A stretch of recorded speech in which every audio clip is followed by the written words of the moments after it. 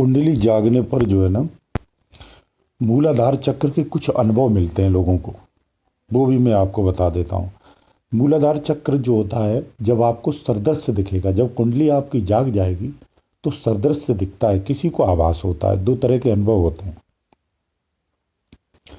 तो मूलाधार चक्र में चार तरह की एक पंखुड़ी टाइप का दिखता है, चक्र जैसा दिखता है राउंड में। तो उसमें पंखुड़ियाँ दिखती हैं चार, जैसे गुलाब की पंखुड़ियाँ होती, उस तरह से मिलता जुलता होता है। सेम नहीं होता है, लेकिन उसके जैसा होता है, इसलिए कहा गया कि पंखुड़ियाँ हैं वो।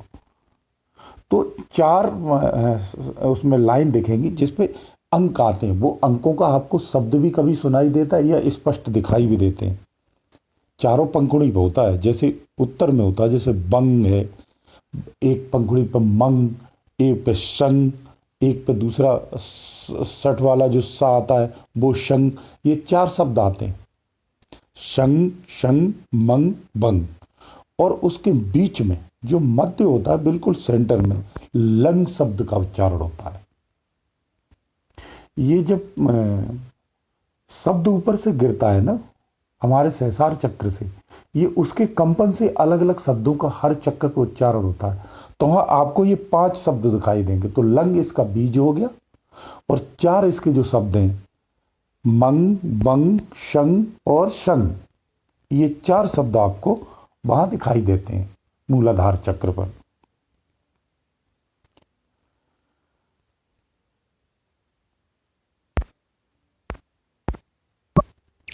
इन दलों को देव स्थान भी कहा गया है। मूलाधार चक्र को हम जो है ना देव स्थान भी कहते हैं। कैसे, मैं कुछ थोड़ा सा आपको बता देता हूं। मैंने आपको बताया गणेश जी तो ऑलरेडी है ही है। यहाँ 27 नक्षत्रों का भी स्थान कहा गया है, जहां पूरा प्रभाव रहता है। यहाँ पे चंद्रमा अपनी पत्नी रोहिणी के साथ उसका निवास स्थान होता है। निवास स्थान का मतलब ये होता है इन शक्तियों का यहाँ प्रभाव रहता है। इस तरह से समझें।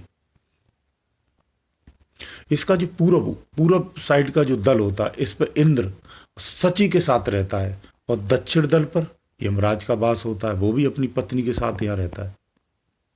उत्तर वाला जो दल होता है, पंखुड़ी जो होती है, उस पर कुबेर एवं चित्रपुरी, ये दोनों का निवास होता है।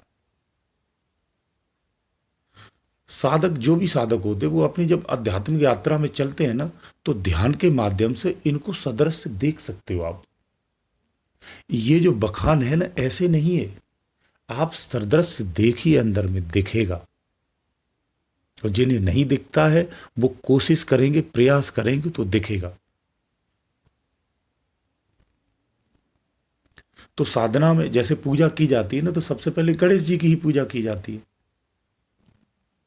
तो ये जो देव स्थान है, यानी मूलाधार चक्र, ये एक देव स्थान कहा गया है।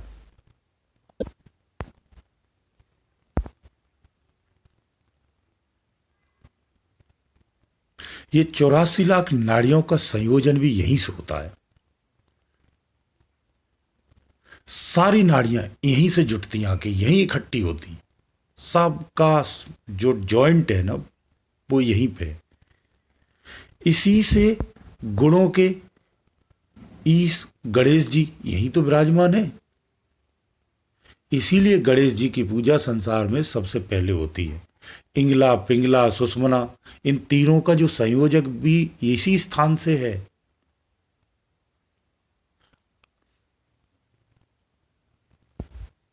तो आप लोगों को, मैं समझता हूं ये चीजें आपको समझ में आ गई होंगी कि ये कहां से क्या क्या होता है। ये देव स्थान, पावर स्थान यही है, ये बेस है ना। तो कुंडली का वास यही होता है। पट पड़ी होती है कुंडली यहां पे, ऊर्ध्व मुख, उसका मुख नीचे की तरफ होता है। जब हम इसे जागृत करते हैं तो ये पलट जाती है, और इसका मुख जो है ना ऊपर की तरफ हो जाता है। जब ऊपर की तरफ मुख होता है तो प्रकाशवत हो जाती है, अपनी ऊर्जा में आ जाती है। जैसे बंद बल्ब अचानक से चमकने लगे, वो इस तरह से होता है। और जब जागृत होती है तो फिर ये ऊपर को बढ़ने लगती है। तो ओम ध्वनि से जो साधना करते हैं ना, तो प्राण को जब हम ऊपर को खींचते हैं ना, लंबा ओम खींचते, ये साधना सबसे अच्छी होती है कुंडली को ऊपर उठाने के लिए। इससे जल्द उठ जाती है अन्य विधियों की अपेक्षा। क्योंकि इसमें सीधा सीधा श्वास के द्वारा आप प्राण को खींचते हैं ना ऊपर को, तो ये जल्द उठती है, मतलब सारे चक्रों को क्रॉस करके ऊपर आ जाती है। जब 10वें द्वार तक टच हो जाती तब हमारा सही सफर चालू होता है, जो दिव्य सफर होगा। ये तो शरीर की यात्रा हो जाती है। तो हमारे शरीर की यात्रा कहाँ तक है? सहस्रार चक्र तक, यानी खोपड़ी के मध्य तक है। उसके उपरांत ही हमारा फिर ब्रह्मांड की यात्रा चालू होती है। लेकिन ध्यान रहे, आप ओम शब्द की जो धारणा लेके जो चलते हैं, उनका सफर ब्रह्मांड तक ही है, उसके बाद समाप्त हो जाता है। लेकिन दूसरा जो साधना है, मैं उसके बारे में आगे बताऊंगा। उसके लिए ये मंजिल की जाती है, वो शब्द को लेना होता है, उसी से आप जो है ना मुक्ति की कामना कर सकते हैं। वो चीज मैं आगे बताऊंगा जब आप परिपक्व हो जाएंगे, अभी नहीं। यहाँ आद्या और आदि शक्ति का निवास होता है। ये वाणी का भंडार है, विद्या का भंडार है, ये मूलाधार चक्र, ये सारे खजाने यहीं पे हैं। तो ये बहुत महत्वपूर्ण स्थान होता है, तलहटी होती है, हमारा बेस होता है ये। इसीलिए हमारी जो चेतना यहीं आके टिकी होती है। जैसे कुएं में कोई वस्तु को या किसी जीव को डाल दो और औंधे मुंह पट लेटा हो, फिर उसे सीधा किया जाए, फिर उसको रस्सी से ऊपर खींचा जाए, तो रस्सी से जो ऊपर खींचने वाला होता है वही हमारा गुरु होता है, चैतन्य गुरु। कौन सा गुरु? चैतन्य गुरु। जब हम साधना करते हैं तो वो चैतन्य गुरु हमें रस्सी की भांति, जैसे बाल्टी से पानी को ऊपर खींचते हैं, ऐसे हमारी चेतना को खींच लेता है। तो जिनके चैतन्य गुरु होते हैं उनको साधना में बिल्कुल दिक्कत नहीं आती है, कोई समस्या नहीं आती है। चैतन्य गुरु अपनी चेतना से, अपने पावर से इस कुंडली को सहज में ही जगा देता है, आपके उठाने में नित्य सहयोग करता है। इसलिए गुरु परम आवश्यक होता है। जो लोग बिना गुरु के करते उन्हें बहुत कष्ट उठाना पड़ता है, बहुत बड़ी गहरी साधना करनी पड़ती है, और फिर भी जाकर के वो सफलता नहीं मिल पाती जो गुरु के माध्यम से। अगर आपका चैतन्य गुरु है तो वो एक क्षण में ही आपको सानिध्य बैठा करके आपकी कुंडली को जगा देगा। आप पे हाथ रखा और उसने अपना पावर छोड़ा, आपकी कुंडली जाग जाती है। तो गुरु के सानिध्य से या चैतन्य गुरु को लेकर के जो कुंडली की साधना करता है वही सबसे सर्वोत्तम होती है, वही उत्तम होती है, और ऐसे ही करना चाहिए। तो मैंने कहा मूलाधार चक्र की मैं बात कर रहा था। तो मूलाधार चक्र ये पावरफुल स्थान है, ये देव स्थान है। यहाँ विभिन्न शक्तियां, विभिन्न रिद्धियां, विभिन्न सिद्धियां हैं। तो यहां का अनुभव हमें होना बहुत जरूरी होता है। तो इन्हीं सिद्धियों और रिद्धियों के जब हमारी ऊर्जा जागृत होती है, कुंडलिनी जब जागृत होती है, तो ये अनुभव हमें आते हैं, हमें महसूस होते हैं। इसलिए भ्रमित न हो। बहुत से लोग बेहोश हो जाते हैं, परेशान हो जाते, व्याकुल हो जाते, इधर उधर भागने लगते हैं, बेचैन होने लगते हैं, बोलते मुझे बहुत गर्मी लग रही, पानी में घुस जाते हैं जाके।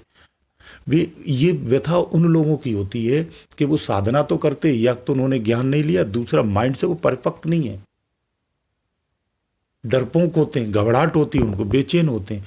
तो वो लोग होते हैं जो अज्ञानी होते हैं, जिसे ज्ञान नहीं रहता है, वो उन्होंने समझदारी से उन चीजों को नहीं पकड़ा। और कुछ लोगों के साथ ऐसा भी होता, परिपक्व होते नहीं, उनका अंतःकरण बहुत शुद्ध होता है। तो उन कुछ लोगों को 10-10 साल लग जाते, 5-5 साल लग जाते हैं, 2-2 साल लग जाते, किसी को 1 हफ्ते में, 1 महीने में जागृत हो जाता है। अंतःकरण की शुद्धता जितनी जिसकी होगी उसको सफलता भी उतनी जल्दी मिलती है। दूसरा, चित्त की एकाग्रता। सारा खेल चित्त की एकाग्रता पे है। जिसका चित्त एकाग्र है उसे त्वरित सफलता मिलती है। तो हमें जो इतना बड़ा अभ्यास करना रहता है, इतनी दिन साधना करते हैं, तो किस चीज के लिए करते हैं? हम अपने चित्त की एकाग्रता के लिए तो करते हैं। जब ये चित्त ठहरने लगता है तो साधना बनने लगती है। यही साधना है। तो इसलिए गुरु के सानिध्य में करना आसान होता है, इसलिए गुरु के सानिध्य में ही साधना करनी चाहिए, खासकर कुंडली जागरण। इसके बाद में आप सहज, जब ये चीज पूरी हो जाएगी, मेरे 7 शून्य तक का मैं पूरा सफर आपको बताऊंगा। मूलाधार का मैं विस्तार से बता रहा हूं, मूलाधार का, फिर स्वादिष्ठान चक्र का, फिर बाकी सारे 7 चक्रों का मैं आपको सारे अनुभव बताएंगे। कहाँ कहाँ क्या क्या आपको मिलेगा, कौन सी सिद्धि आपको मिलेगी, वहां क्या क्या अनुभव मिलेंगे आपको, कैसा आभास होगा। तो वो सारी चीजें आपको हम बताने वाले हैं। अभी जो स्टार्ट कर रहे हैं उनके, इनकी जागृत हो गई उनके लिए, और जो 2 साल से जागृत है उनके लिए मैं अलग अनुभव बताऊंगा।